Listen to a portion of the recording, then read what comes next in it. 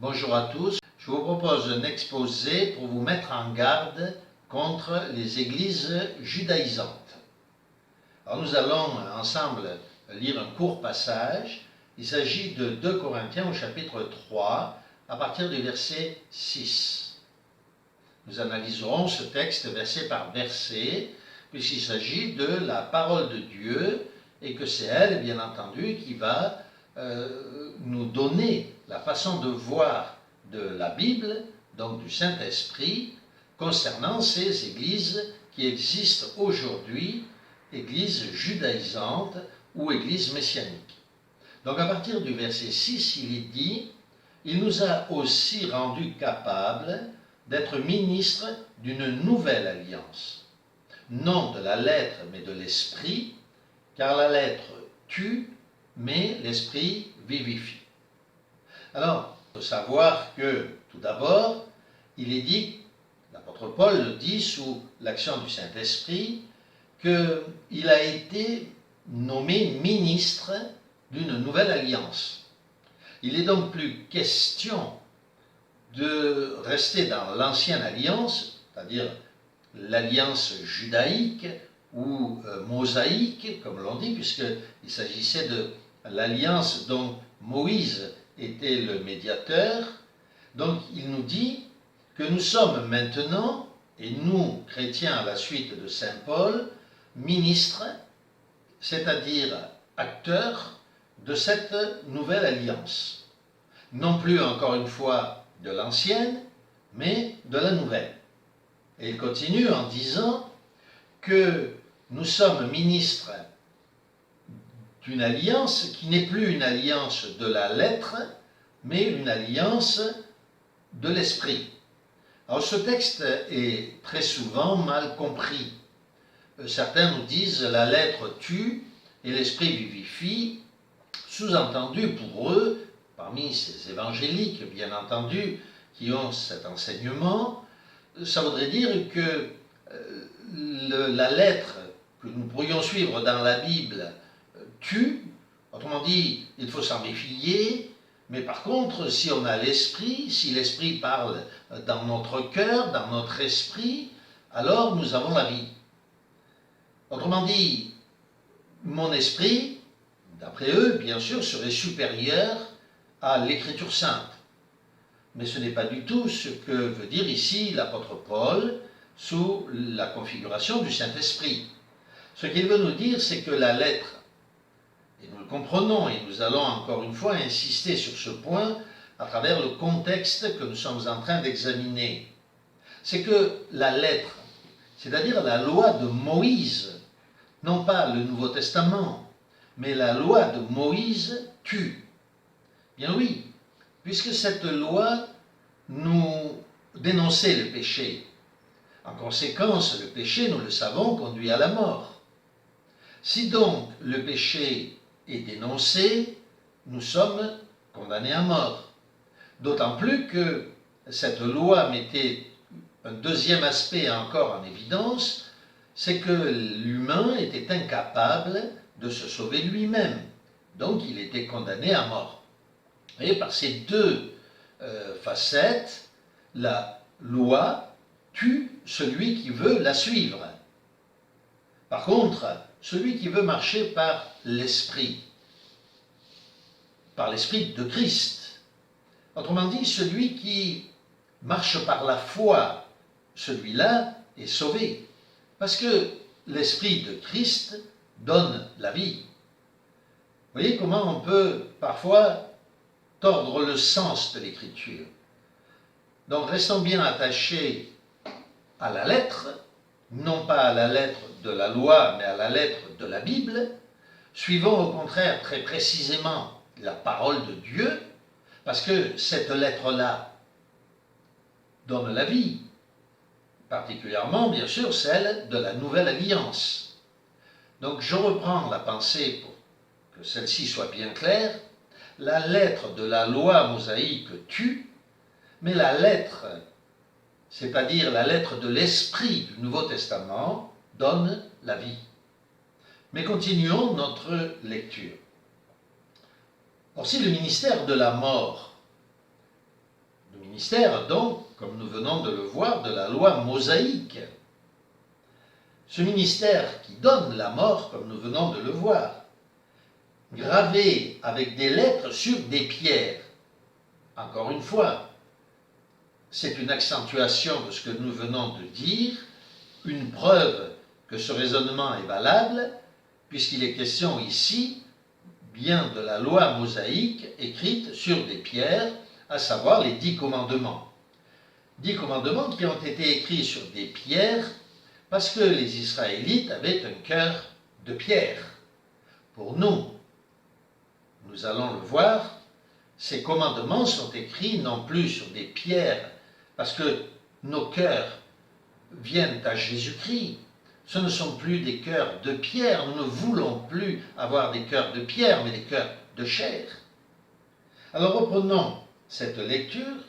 Si le ministère de la mort gravé avec des lettres sur des pierres a été glorieux, oui, autrefois, au point que les fils d'Israël ne pouvaient fixer les regards sur le visage de Moïse à cause de la gloire de son visage, bien que cette gloire ait été passagère, combien plus le ministère de l'Esprit est-il glorieux? Et oui, n'est-ce pas? Lorsque les Israélites regardaient à Moïse, eh bien, ils ne pouvaient même pas supporter ce visage illuminé de gloire, radieux, qui reflétait la gloire du Seigneur Jésus-Christ, qui lui parlait sur la montagne. Eh bien, alors que Moïse transmettait la loi qui était écrite sur des tables de pierre, cette loi mosaïque, eh bien, il ne pouvait fixer les regards sur le visage de Moïse. Cette gloire qui était sur le visage de Moïse témoignait déjà de la gloire à venir, car c'était bien la gloire de Jésus qui était sur le visage de Moïse. C'était l'image de la gloire qui allait venir plus tard en notre Seigneur Jésus-Christ. C'était donc une gloire qui était passagère. Eh bien, la gloire du Nouveau Testament est donc tellement supérieure à celle-là. Mais continuons la confirmation de ce raisonnement. Verset 9. C'est le ministère de la condamnation. Donc encore une fois, le ministère de cette loi qui allait passer, cette loi qui nous condamnait à mort, cette loi mosaïque qui condamnait à mort, comme nous l'avons déjà dit, à cause du fait qu'elle révélait le péché mortel, mais aussi à cause du fait que nul ne pouvait la suivre. Donc si le ministère de cette condamnation, nous dit le Saint-Esprit, a été glorieux, le ministère de la justice, c'est-à-dire le ministère de Jésus-Christ, lui est de beaucoup supérieur en gloire. Vous voyez comment ces évangéliques, plus exactement ces églises messianiques, qui veulent nous ramener à la loi mosaïque, veulent nous ramener à quelque chose qui est largement inférieur à la Nouvelle Alliance. La Nouvelle Alliance est une gloire telle que on ne saurait la regarder, car comme le dit le Saint-Esprit, si ces Israélites n'étaient même pas capables de voir la gloire éphémère qui allait illustrer ou qui n'était que prophétique de la gloire extraordinaire de notre Seigneur Jésus-Christ, à combien plus forte raison ne saurions-nous regarder la face du Christ qui est absolument extraordinaire.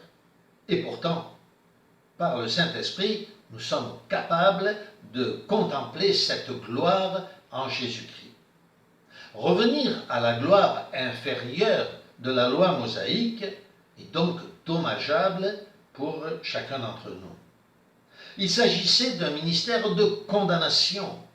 Ces Israélites ou ces judaïsants veulent nous enserrer à nouveau dans un ministère qui a été effacé pour notre bonheur, qui était un ministère de mort, un ministère de condamnation. Et ils sont absolument incapables de comprendre ce qu'ils enseignent, et ceux qui les suivent sont condamnés à la mort. Quelle tristesse, n'est-ce pas? Oui, ce ministère de condamnation a été glorieux, autrefois, à l'époque de Moïse. Oui, mais combien la gloire de Christ, ce ministère de justice, ce ministère dans le Saint-Esprit est supérieur à cette loi mosaïque, et c'est pour cela qu'elle a été abandonnée. Le verset 10 nous dit d'ailleurs, et sous ce rapport, ce qui a été glorieux, cette loi mosaïque, cette gloire qui se trouvait dans cette loi mosaïque à ce moment-là, parce que, encore une fois, elle reflétait la gloire de Jésus qui viendrait plus tard. Et sous ce rapport, ce qui a été glorieux n'a pas été la cause de la gloire qui lui est supérieure. Autrement dit, rien à voir avec la loi mosaïque qui était inférieure et la loi du Christ, la loi christique qui lui est tellement supérieure. Il s'agit réellement d'une nouvelle alliance. L'ancienne alliance a été abandonnée, la nouvelle alliance n'a rien à envier ou ne doit rien à cette ancienne alliance. Verset 11, le Saint-Esprit continue à travers Saint Paul en disant « En effet, ce qui était passager a été glorieux, oui, en effet. Ce qui est permanent est bien plus glorieux. » Encore une fois, cette loi mosaïque n'a eu qu'un temps. Elle était éphémère, passagère. Elle n'était que l'image de la gloire que les chrétiens allaient trouver en notre Seigneur Jésus-Christ. Si Moïse avait le visage glorieux, image de notre Seigneur Jésus-Christ, à combien plus forte raison est glorieux notre Seigneur Jésus-Christ? Rappelons-nous d'ailleurs lors de la transfiguration, il est écrit que, alors que le visage de Moïse avait été glorieux, là c'était le corps tout entier de Jésus qui était glorifié. Jésus, sa gloire, dépasse tellement largement celle du simple visage glorieux de Moïse. D'ailleurs, ceux qui sont venus se présenter lors de cette transfiguration de notre Seigneur Jésus-Christ dans sa gloire, dans sa splendeur extraordinaire, n'étaient autres que Moïse et Élie, les deux qui soutenaient autrefois la loi mosaïque, l'un en tant que médiateur et l'autre en tant que défenseur. Les deux sont venus rendre hommage à celui qui avait la gloire éternelle, la gloire véritable, la seule gloire, notre Seigneur Jésus-Christ. Donc, oui, la gloire de notre Seigneur Jésus-Christ, elle, est permanente, alors que la gloire de la loi mosaïque est passée, et elle ne lui doit rien. Verset 12. Ayant donc cette espérance, ou cette ancre, nous usons d'une grande liberté, et nous ne faisons pas comme Moïse, qui mettait un voile sur son visage, pour que les fils d'Israël ne fixent pas les regards sur la fin de ceux qui étaient passagers. Que peut bien signifier ce texte, qui est pourtant si clair? Lorsque les Israélites voyaient le visage de Moïse, ils voyaient, comme nous le disions précédemment, la gloire de Jésus-Christ qui allait venir. Et donc, sous-entendu, la disparition de la propre gloire de la loi mosaïque. Ils voyaient à travers le visage lumineux de Moïse la gloire du Christ et donc la fin de la loi mosaïque, puisque Moïse était obligé de se cacher le visage. Cela signifie que les Israélites n'étaient même pas capables de contempler la gloire qui n'était que prophétique du Christ à travers le visage de Moïse. C'est pour ça qu'ils se voilaient le visage, incapables de voir, incapables de supporter cette gloire. Cette gloire qui pourtant comme nous le disions, fut éphémère, car Moïse mourut et la gloire de son visage disparut. Là encore, image de la gloire de la loi mosaïque qui de toute manière allait disparaître, au profit de la gloire de notre Seigneur Jésus-Christ. Moïse donc mettait ce voile pour la protection de tout Israël. Continuons notre lecture, verset 14. Mais ils, c'est-à-dire les Israélites, sont devenus durs d'entendement. Oui, ils ne comprenaient pas et ils ne comprennent toujours pas. Jusqu'à ce jour, le même voile demeure quand ils font la lecture de l'Ancien Testament. Et ils ne s'enlèvent pas, parce que ce n'est qu'en Christ qu'il disparaît. Encore une fois, le Saint-Esprit est clair, n'est-ce pas? Si nous voulons bien accepter la parole du Saint-Esprit telle qu'elle nous est écrite ici, noir sur blanc, dans notre Bible. Ce voile qui recouvrait la loi mosaïque, et parce que les Israélites étaient dans l'incapacité de comprendre, de voir la prophétie annonçant notre Seigneur Jésus-Christ, eh bien, ce voile demeure sur ces Israélites jusqu'à présent, nous dit l'apôtre Paul. Et aujourd'hui, nous sommes obligés de dire, parce que nous le constatons, que les choses n'ont pas changé. Aujourd'hui encore, en notre 21e siècle, ce voile reste encore sur la face de l'Ancien Testament.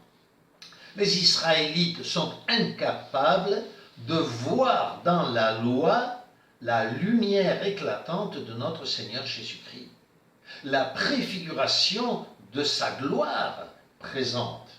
Et ces judaïsants, ces juifs messianiques voudraient nous ramener à cette vieille loi, nous remettre sous le voile de la loi qui cache la face de notre Seigneur Jésus-Christ, le corps entier de notre Seigneur Jésus-Christ glorifié. On comprend, n'est-ce pas, à la lecture de ces quelques passages, combien il est stupide, idolâtre, ridicule de retourner aux enseignements de cette vieille loi qui était une loi de condamnation. Et comme nous l'avons lu, la loi de la mort, une alliance de mort.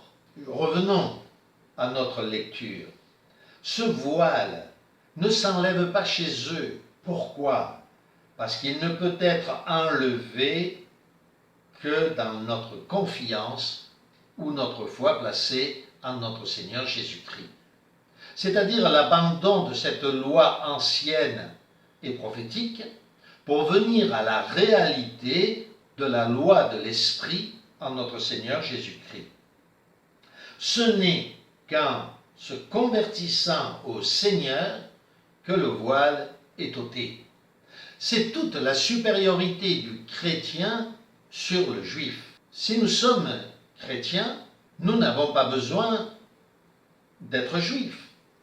Si nous sommes juifs, nous avons besoin de devenir chrétiens, d'accepter notre Seigneur Jésus-Christ et d'abandonner ces rites ancestraux qui étaient liés à la loi mosaïque.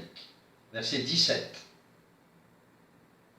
Or, le Seigneur, c'est l'Esprit.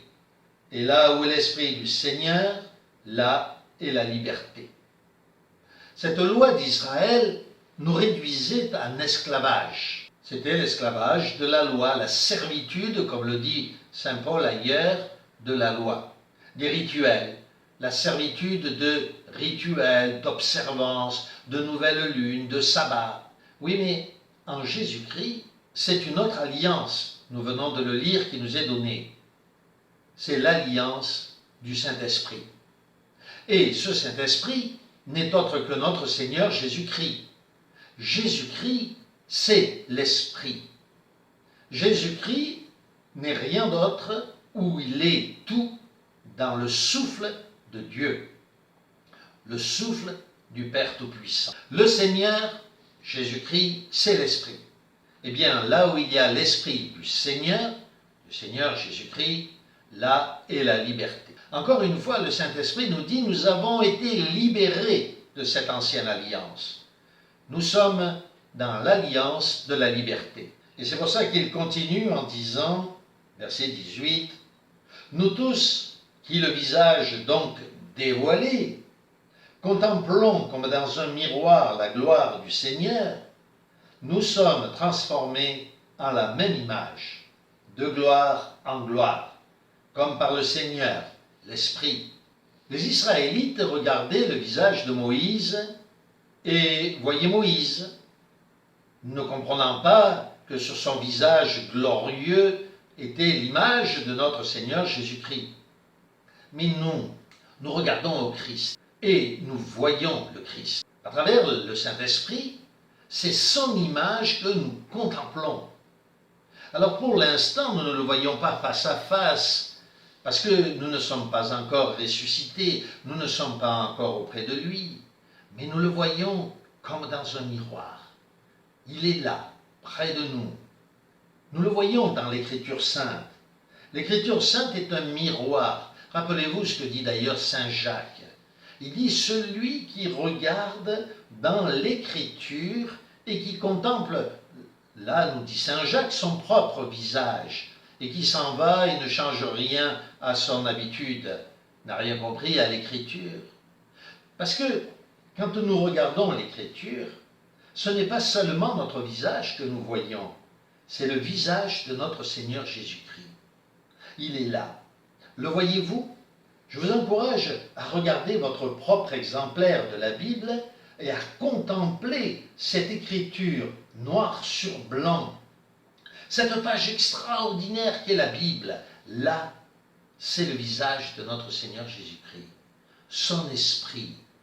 Son esprit vivant, car la parole de Dieu est vivante, plus acérée qu'une épée à deux tranchants capable de diviser l'âme, les jointures et la moelle. C'est le visage de notre Seigneur Jésus-Christ que nous contemplons. Il n'est pas voilé pour nous. Sa gloire est parfaitement visible, nous la contemplons, nous la voyons, elle nous éblouit de sa beauté. Oui, nous voyons pour l'instant encore comme un miroir. Mais lorsque nous serons ressuscités, nous le verrons face à face. C'est la gloire du Seigneur. Cette gloire qui transparaît, qui nous éclaire de sa lumière. La parole de Dieu. Parce que le Seigneur, c'est l'Esprit. Et l'Esprit, c'est le Seigneur.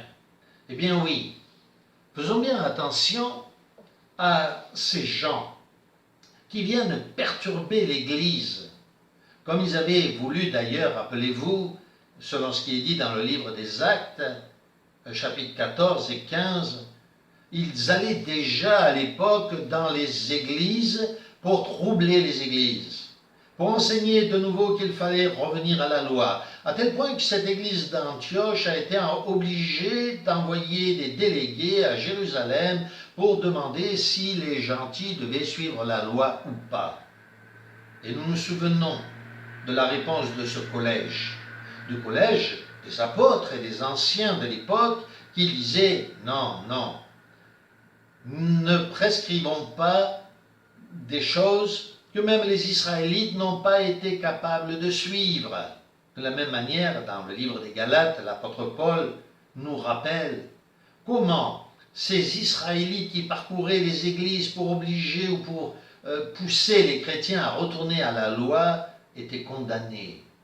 Rappelez-vous les propos de saint Paul qui disait « Êtes-vous devenus insensés ?» Ces gens qui vous poussent à retourner à cette loi périmée sont maudits. Maudits sont ceux qui veulent retourner à la loi. Eh bien, ce passage de la lettre de Paul à ces chrétiens de Corinthe que nous venons d'examiner ensemble est si clair, n'est-ce pas? Ils veulent, ces judaïsants, nous ramener sous une loi, la loi de la condamnation, la loi de la mort, que les Juifs eux-mêmes n'étaient même pas capables de comprendre, étant aveuglés ou cachés, ce mystère de la gloire de Jésus étant voilé devant eux. Encore une fois, pour nous qui sommes chrétiens, c'est le visage dévoilé que nous contemplons notre Seigneur Jésus-Christ. Son visage à lui n'est pas voilé pour nous. C'est un visage de gloire. Nous le voyons à travers le miroir du Saint-Esprit, dans la parole de Dieu. Oui, gloire à notre Seigneur Jésus-Christ. Jamais ne revenons à ces piètres et misérables enseignements de la loi mosaïque. Maudits soient ceux, comme le dit Saint Paul, comme le dit le Saint-Esprit, ceux qui veulent y retourner.